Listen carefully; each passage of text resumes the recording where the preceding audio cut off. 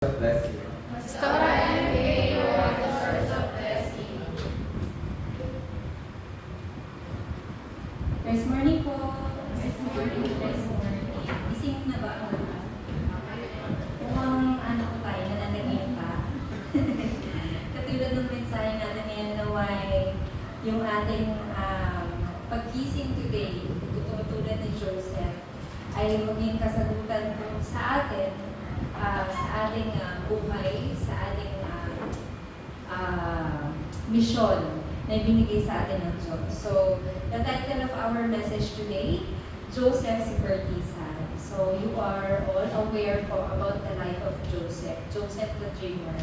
So, muli natin balikan yung buhay ni Joseph and kung paano yung buhay ni Joseph ang naging dahilan kung bakit isa siya sa mga isang disipulong, modelong disipulo na pwede natin i-look up at makita yung buhay niya bilang inspirasyon sa atin kung paano natin mabibigyan yung buhay natin ng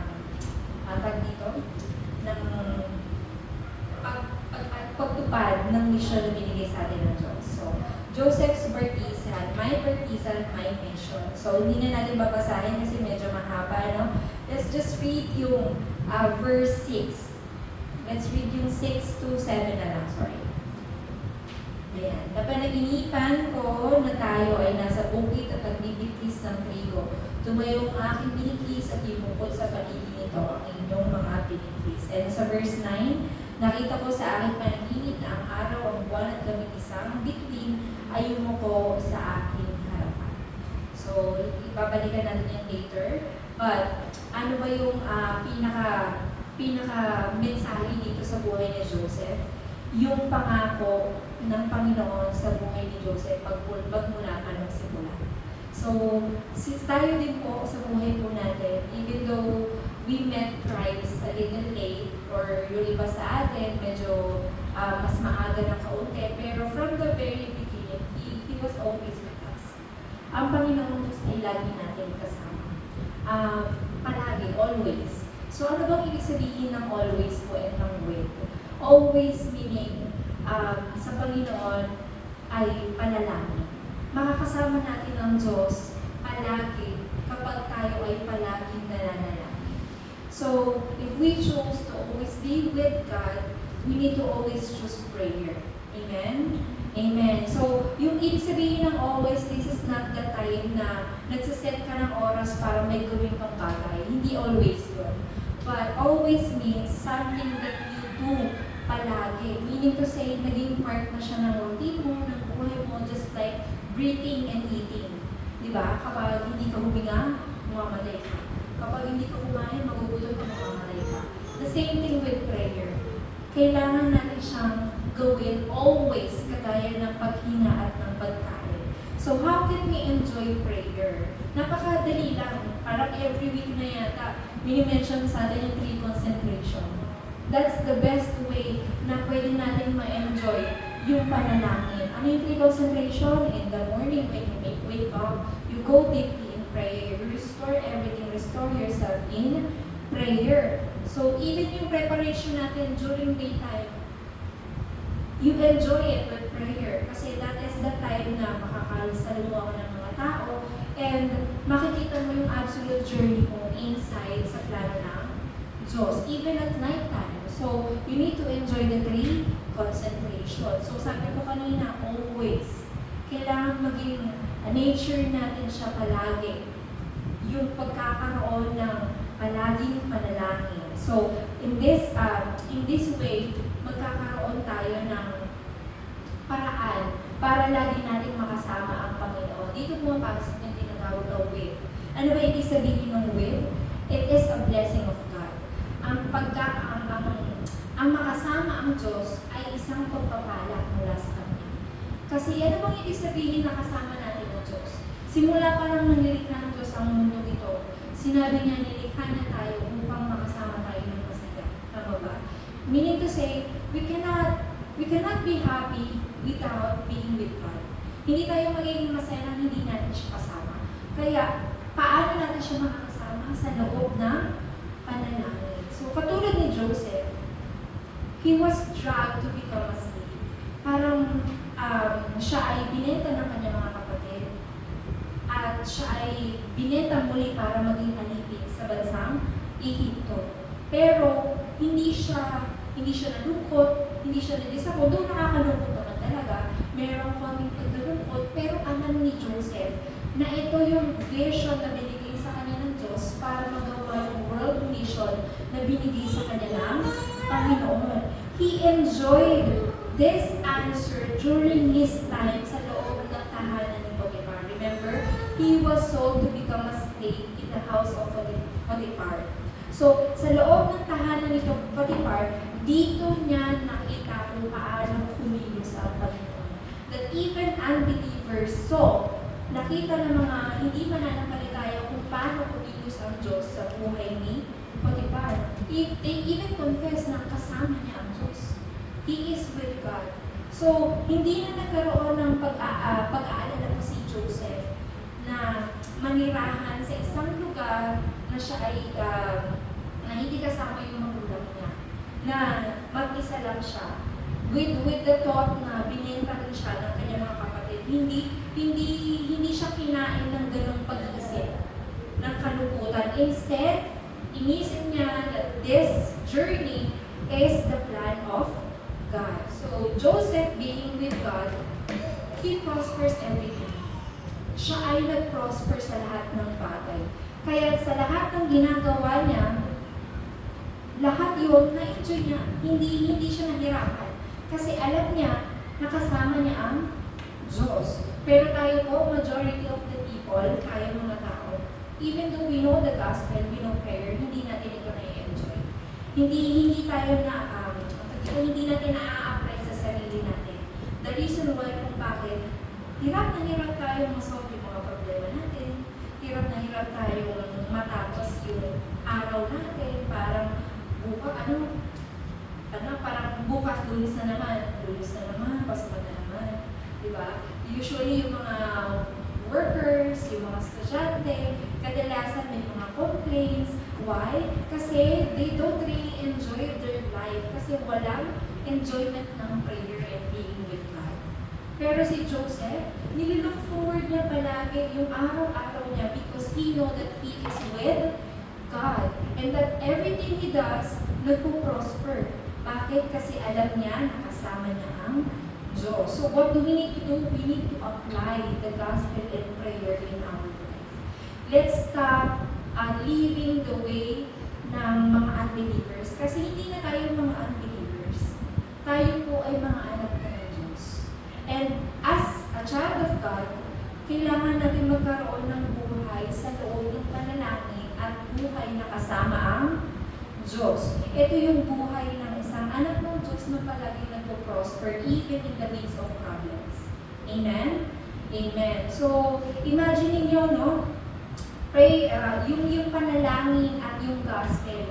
Joseph enjoyed this, kaya hindi na siya natakot pa sa mga bagay na dumarating sa kanya, even if it's problem. Kasi, sabi dito, prayer and enjoying gospel is actually gaining time.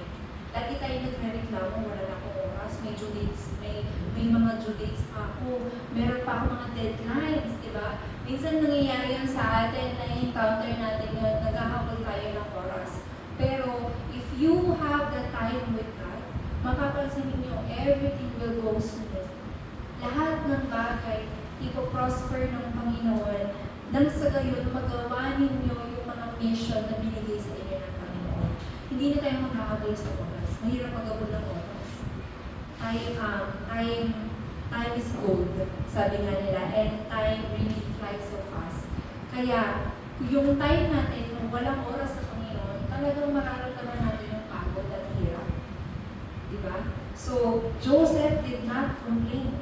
So, huwag natin ititreat na yung panalangin and enjoying the gospel is another work na kakain ng oras natin. Kasi ito yung dapat na priority ng buhay natin. Kasi without it, then wala talagang magiging support yung life natin. Kumbaga parang sa Sa ospital, when you are in ICU, kapag sinabi kasi nasa ICU ka, meaning to say, marami nang nakakagit ng life support sa'yo, di ba? So, katulad ng sa gospel and prayer, ito yung life support natin. Ito yung source of life natin. Hindi lang siya basta support, but it's a source of life. Amen? Amen. So, imagine si Joseph, his mother passed away nung bata pa siya. Imagine niyo kung gaano kahirap yun. For some, nangaral na sa atin dito na buhay pa yung mga magulang, you are very blessed because your parents are still alive. Pero si Joseph, namatay yung kanyang nanay ng bata pa siya. And without a mother na lumalaki siya, talagang nakakalungkot. Pero hindi ito naging way para malungkot siya or maging isa siyang pasaway na bata. Instead, pinalitan niya ito ng panalangin. Naging buhay ni Joseph ang panalangin. Joseph began to pray and partisan was established in his life. Amen? Amen. So, dahil nga nag-arise na sa kanya yung prayer and gospel, ano nangyari sa kanya? He became a partisan. So, yung mission nag-arose din sa buhay niya and answers continue to arose din sa buhay niya. Patuloy yung kasagutan na dumating sa buhay niya, pero yung kasagutan na talagang napakahirap. Bakit? Kasi sa dami ng pinagdaanan ni Joseph na crisis, lahat ng yun, Joseph take it as an answer from God. Amen? Amen. So in Genesis, tingnan natin sa Genesis 37, 1 to 11. Vision and dream came to Joseph. Balik. Ayan. Vision and dream came to Joseph. He prayed so much. Laging nananalangin si Joseph to the point na napapanaginipan niya ng even yung panalangin niya. Napapanaginipan niya yung mga mission and vision na binibigay sa kanilang Panginoon. So, alam niyo po, tayo po mga tao, usually yung mga panaginip natin, it came from the things na ginagawa natin. Related siya sa mga ginagawa niyo kung napapansin niyo. Merong mga key points sa mga ginawa niya throughout the day na pumapasok sa panaginip ninyo. Ganun ang nangyari kay Joseph. Si Joseph, naging nature niya na ang mag-obey and mag-follow and mag-pray sa Panginoon. The reason why kung bakit binigyan siya ng Diyos ng panalangin patungkol sa mission niya. So, after nito, nirili niya to sa kanyang mga kapatid. Anong response ng mga kapatid niya? Galit. Inggit. Tama ba? Pero, if they enjoy the gospel then, they will understand this. Pero si Joseph, iba yung naging interpretation niya. Joseph had this talent na mag-interpret ng panaginip because this is itong talent na ito ay nanggaling sa Panginoon. So, dahil sa panaginip na ito, nag-arose yung world evangelization. Nagsimula yung world evangelization sa buhay ni Joseph. Praying the prayer of always and with, mission will surely be given sa buhay ninyo. So, napakadali lang po. If you don't know kung anong klaseng panalangin dapat nyo panalangin, meron po tayong 777 prayer. Sino po nakakuha ng pamphlet natin na printed program natin? Hindi nga siya program eh. Ano talaga siya, pamphlet siya ng prayer eh. So, lahat ng prayer nilagay na po natin doon so that you can enjoy it kahit na hindi nyo ito memorize. Diba? So, you can use that. Kaya pwede nyo ilagay doon lahat ng pag-input all things you want to pray, even yung missions. Tapos gamitin nyo yung 777 prayer na yun, surely God will show you the answer and the way. Amen? Because He is the way. Tama ba? He is also the truth. Kaya siya rin ang magbibigay ng buhay sa inyo. Amen? Anong klaseng buhay? Buhay na kasama ang Diyos. At alam niyo naman po kung anong result ng buhay na kasama ang Diyos. Amen? Amen. So, some of us, meron tayo palagi mga concern sa umaga, bago pumasok sa trabaho, sa eskwelahan, bago magsimula yung araw. Ako, napakadami kong concern. Pag-isip ko lang sa moto, madalas talaga pagod na kasi kulang ako sa tulog eh. Kasi sa during night time, nakakailang gising si Arzen. So, hindi ko sinabing gayahin ito, but if you have the time to to really rest your body, no? Do it. Pag matutulog na kayo, huwag na kayo basta-basta mag-cellphone, gumamit ng kung ano-ano dun sa oras ninyo. Take that time na ma-enjoy yung panalangin. And sleep, rest. So that the next day, ma-enjoy niyo yung sarili niyo na ma-overcome yung lahat ng schedule niyo. Amen? Kasi doon ipapasok ni Lord yung mga mission niya. Doon ipapakita ni Lord yung pagkilos niya sa kaharian niya. Lalo-lalo na sa mga anak ng Diyos. So, kung tayo po ay pagod, and tayo po ay walang oras even sa Lord, then how are we going to see yung plano ni Lord sa buhay natin? Amen? Amen. So, you need to have the most comfortable time in the morning to gain strength. Pero kung umaga pa lang pagod ka na kasi nagpuyat ka kagabi, what will happen? Paano mo may enjoy yung spiritual time of the whole day? Diba? Mahirap yun. So, katulad ni Joseph, he just enjoyed prayer. And number 2, Genesis 39:1-6, he was dragged as a slave. Pero, he knew that this path is the way to fulfill yung mission na binigay sa kanya ng Panginoon. Alam niya na kahit na siya ay naging alipin, binenta ng kanyang mga kapatid, lahat ng iyon ay dapat mangyari para ma-fulfill yung mission ng Diyos sa kanya. So, dahil during that time, yung mission na yun, during that time, nakatagpo niya ulit yung mga kapatid niya kasi naging governor na siya, tama ba? He became a governor dahil nakita siya ng hari sa kanyang talento. Kaya kumaga binigay na sa kanya yung authority na pamahalaan yung buong Ehipto. And dumating yung point na kinailangan ng pamilya ni Joseph yung tulong ng Ehipto. Kaya lumapit yung mga kapatid kay Joseph. And hindi alam ng mga kapatid na yung kaharakanan nila ay yung si Joseph na bininta nila, yung kanilang kapatid na kanilang binalak patayin. So, that time came na sinabi niya sa kanyang mga kapatid na huwag na silang mag-alala. Bakit? Kasi lahat ng ito ay plano ng Diyos. Pinadala ako ng Diyos dito. Nauna na ako pinadala ng Diyos dito para iligtas ang maraming mga tao. So, naintindihan niyo ni Joseph, kaya sinabi niya sa kanyang mga kapatid, do not worry. Minsan tayo, nagkakaroon tayo ng mga grudges, ng mga galit sa mga taong gumagawa sa atin ng masama. Pero, katulad ni Joseph, anong ginawa niya? He just prayed for his brothers. Pinanalangin niya yung mga ginawa nila at yung kanyang mga pamilya. Instead na magalit sa kanila, instead na mapuno ng galit, finokus niya ang kanyang sarili sa panalangin and panalangin na mapatawad sila ng Panginoon. So, that day came, na natupad lahat ng mission ng Diyos sa buhay ni Joseph at nakita niya ang kanyang mga kapatid. So, during that time, yung sa time ni Joseph, nung siya ay binenta ng kanyang mga kapatid sa tahanan ni Potiphar, yun na yung naging field ni Joseph. Yung field ni Joseph na kung saan na ipakita niya kung paano kumilos ang Diyos sa buhay niya. To the point na yung mga tao, yung mga unbelievers, they even saw Joseph that he is with God. Amen?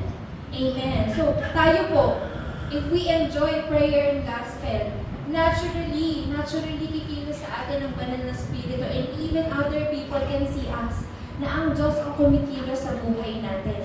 He started to see the evidence of God, the evidence of will, doon sa panahon na siya ay nasa tahanan ni Potiphar. God blessed the field of Potiphar's home dahil kay Joseph.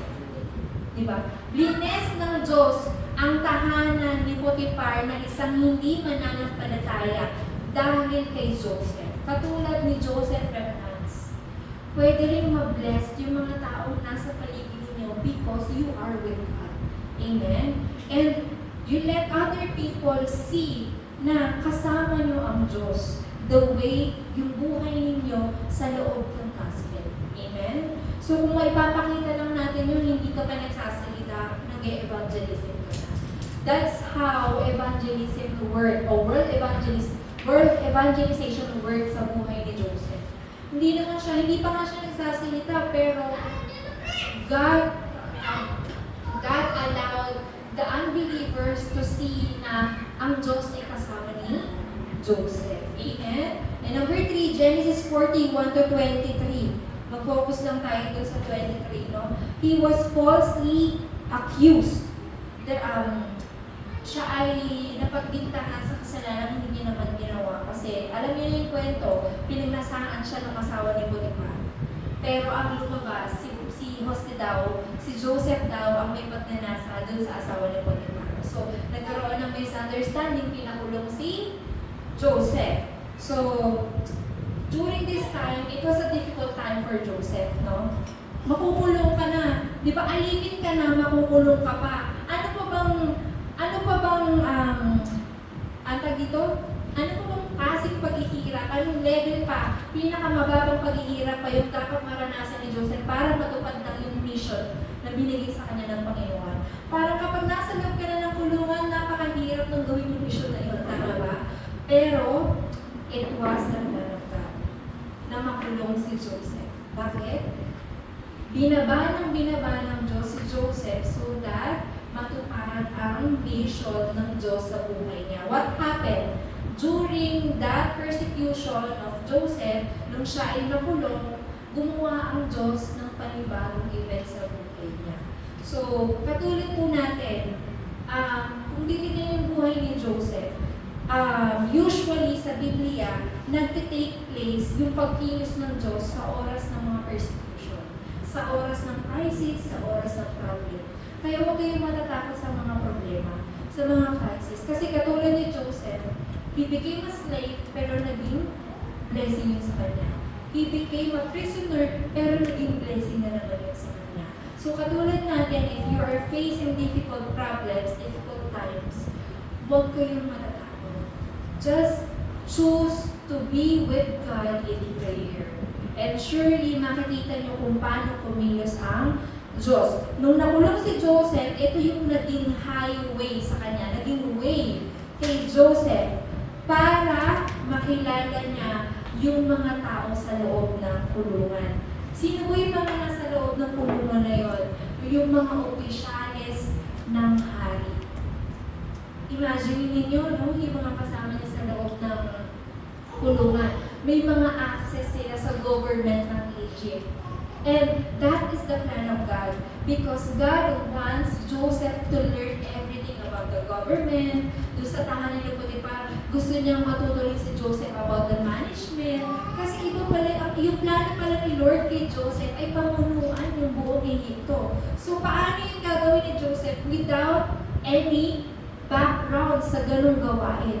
Kaya nung time na yun, ginawa lahat ni Joseph para matuto rin dun sa loob ng crisis na yun. So, inside the prison, dumating yung problema sa kanya, dumating yung isang problema sa kanya, dumating yung mga problema dun sa mga kasama niya sa loob ng kulungan. Sila yung nagkaroon ng panaginip. And tanging si Joseph lang ang nakapag-interpret nito. And one day, sabi doon, when problem comes, hindi ka dapat madaya. So, katulad ni Joseph, hindi siya nadaya. It is the way of God na makita niyo kung ano po yung susunod na kasabutan niya para sa inyo. Amen? Nasa kanila. Next mo yan. Ayan. So, Genesis 40:23. Ngunit siya'y nakalimutan ng tagapangasiwa ng mga ino. Next mo ba? Ayan. So, in Genesis 41:38, sinabi dyan, balik muna tayo sa 40:23. Ayan, sorry. So, siya ay nagkaroon ng crisis, nakulong siya, tama ba? So, no matter how much grace yung natanggap mo sa Panginoon, no? Pero kapag nasa loob ka na ng kulungan, parang mahirap na ma-overcome yun. Pero Joseph did not disappoint. Siya ay patuloy na nag-prosper sa loob ng kulungan. He became the leader, the chief doon sa loob ng kulungan. Siya yung namahala.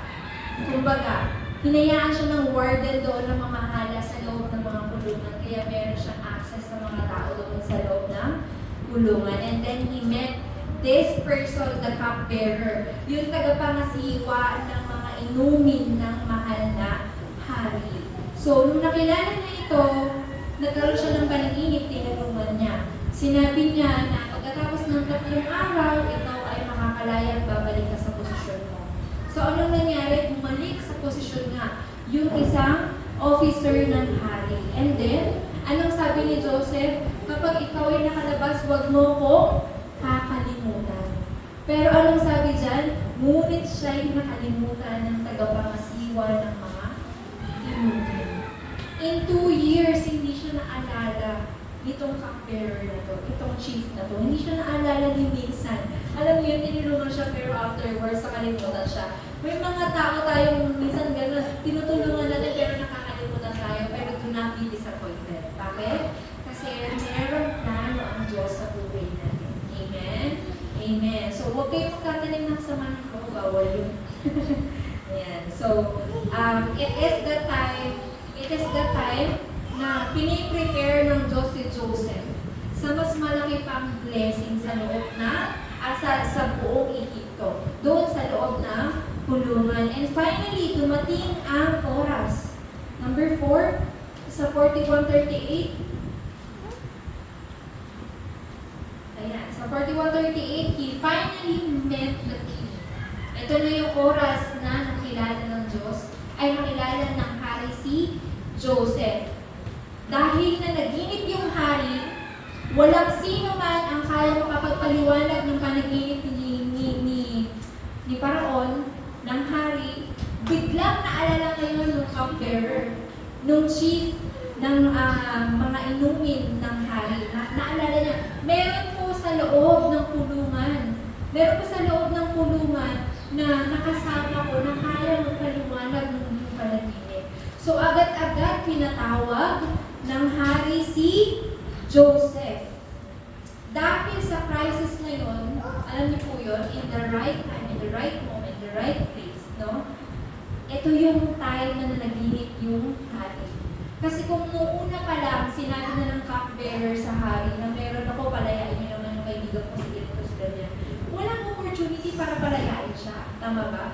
Pero because nagkaroon ng reason yung hari, kailangan ng reason ng hari para makalaya si Joseph. Ano nangyari? Nangyari yung oras na to, na kung saan nagkaroon na ng katuparan yung mission na binigay sa kanya ng Diyos. So if you hold on to the covenant, during crisis, even in crisis, surely po, marami pong mga bagay ang ipapakita sa inyo ng Panginoon. Even other people, ipapadala ng Diyos sa ibang tao para tulungan kayo. Or yung mga bagay na meron kayo, yung mga sitwasyon na meron kayo, gagawa ang Diyos para matapos yung mga problema na yan. Kasi ang plano ng Diyos, makasama kayo. Amen? Amen. So, now, sabi dito, when he stood in front of the king, this became the way to open the 5,000 tribes. Kasi, sabi dito, let's read na, meron ba dyan? Nilagay ko ba dyan? Wala. Okay, sorry. If you read the Genesis chapter 41, makikita ninyo kung paano kumilos sa buhay ng Diyos, sa buhay ni Joseph, ang Panginoon. Lahat ng bagay na nangyari sa kanya, talagang nangyari in the right time. Amen? Amen. So, when he stood in front of the king, walang ibang nakita si Paraon kung hindi ang Diyos sa buhay ni Joseph. Because he was able to give the answer dun sa hari. Pero anong sabi ni Joseph? Ang Diyos po ang magbibigay ng kaliwanagan ng anak. Ang Diyos po ang magbibigay ng kaliwanag. Saan? Dun po sa panaginip ninyo. And because of that, yung Paraon ni-recognize din ang Diyos ni Joseph. So the answer goes to the king and gave the answer. So number 2, with. Sinabi ni Joseph na kasama niya ang Diyos. Tama ba? Kaya naman, gayon din, naniwala ang hari. So the Lord God loves you so much, Paraon, that He gave me wisdom in order to answer you. Yun ang sinabi ni Joseph sa kanya. And number 3, Holy Spirit. The king was moved nadala. Di ba? Kasi naipaliwanag lahat ni Joseph sa hari yung kanyang panaginip. Kaya sinabi ng hari, makakahanap pa ba tayo? Ano yan? Bakit pa tayo hahanap ng iba samantalang nasa kanya na ang Espiritu ng Amen? Amen. So, we cannot find like this man, the one who is the Spirit of God. So, he made Joseph as the governor. Next, 45:1-5 is taking yung dream ni Joseph sa Genesis 37:1-11 kanina. Naluluhod sa kanya ang mga trigo, even the stars and the sun, the moon. Lahat ng yun nangyari na kay Joseph. Kasi nagsimula na yung gospel movement. The doors of the world open sa buhay ni Joseph at nagkaroon na ng world evangelization. Kasi maraming mga tao na ang lumalapit kay Joseph. Nung panahon na nagkaroon ng krisis sa bansang Egypto at sa mga karating bansa. Kasi nung time na yon, tanging si Joseph lang ang nakagawa na ma-overcome yung krisis ng bansa na yun, na taggutom. Anong ginawa? Sabi doon sa panaginip, 7 taon na magkakaroon ng taggutom, pero 7 taon bago yun, magkakaroon ng kasaganahan. So, nung time na yun, nag-ipon ng mga pagkain si Joseph sa buong Egypto para lamang masupply yung 7 taon na taggutom. So, in order for him to do this, ginawa siya ng Paraon na isang gobernador. Dahil dito, he was able to help also other doors, katulad ng Kanaan, katulad ng iba pang mga bansa. Kaya nga dumating yung point na nagugutom na yung bansang Kanaan kung saan nakatira yung pamilya ni Joseph, pumunta ngayon ng pamilya ni Joseph kay Joseph sa Egypto para bumili ng pagkain. So ito na yung nagkaroon sila ng time na nagkaroon ng kasagutan yung panaginip ni Joseph. So kailangan natin tumigil na, huminto na mamuhay bilang isang mananampalataya. Dahil katulad ni Joseph, siya ay namuhay ng tapat kahit sa gitna ng krisis at paghihirap. Amen? Ano yung klaseng katapatan yung meron siya? Katapatan sa Diyos. Dahil dito, nagkaroon siya ng kasagutan sa lahat ng kasagutan na yung misyon ng Diyos sa buhay niya ay natupad. Nang walang naputol na timeline. Alam niyo yun? Sa buhay natin, merong timeline po yan ng Diyos. Merong plano ito sa buhay natin. We just have to wait and continue to pray.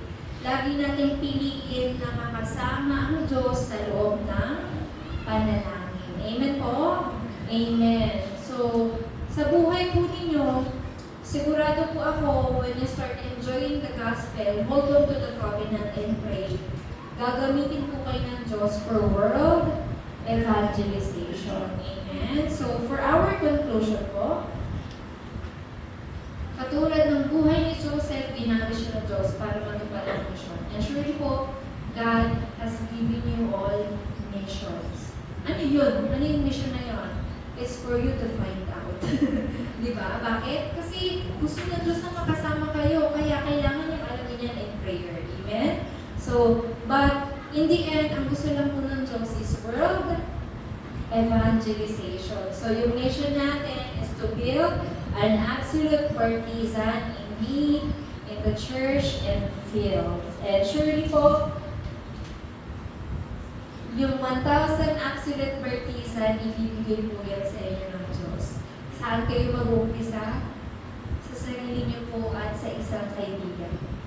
Yung isa na yon, gagamitin niyo ng Diyos para mag-open ang doors sa buong mundo. Amen? Amen. So, paano natin yung gagawin? We need to have deep meditation. Na ano po? Ng always and with. Saan? Sa panalangin. Amen? So, napaka-importante ng buhay na merong panalangin remnants. Imagine niyo yung buhay ni Joseph. He just lived the life na punong-puno ng panalangin and enjoyment sa gospel. And he became like this, the governor of Egypt, who helped thousands of thousands of people. And maraming mga bansa ang nagbukas dahil sa panalangin ni Joseph. Amen? Amen. So, remnants, kasama niyo ang Diyos. Emmanuel. Amen? Amen. Tayo yung manalangin. Lord Jesus Christ, maraming salamat po sa araw na ito for giving us a wonderful message about Joseph. Thank you for allowing us to know that the life of Joseph was only enjoyed by prayer and gospel. Because of this, Lord, gusto rin namin ma-enjoy ang covenant ninyo. Lord, may you be with us always. May you be with us in prayer, in spirit, and in truth, Lord. Ikaw ang mamuna sa amin so that we can be used for world evangelization. Lord, sa loob ng crisis at problema namin, Panginoon, nalalaman namin na dito nyo ipapakita ang lahat ng kasagutan. Hindi namin alam, Panginoon, kung ano yung dapat namin gawin, pero alam po namin, katulad ni Joseph, ikaw rin po ang magbibigay sa amin ng mga resources para magawa namin ang mission namin dito sa lupa. Lord, gamitin mo kami to raise 1,000 Bartizan, Panginoon. May we become that absolute Bartizan na siya magtataguyo hindi lamang ng mga remnants, kundi ng mga simbahan na mag-aalaga sa aming future generations. Maraming salamat po, Panginoon. Pinupuri ka namin sa tayong pangalan ni Jesus. Amen. Ngunit ako ulit sa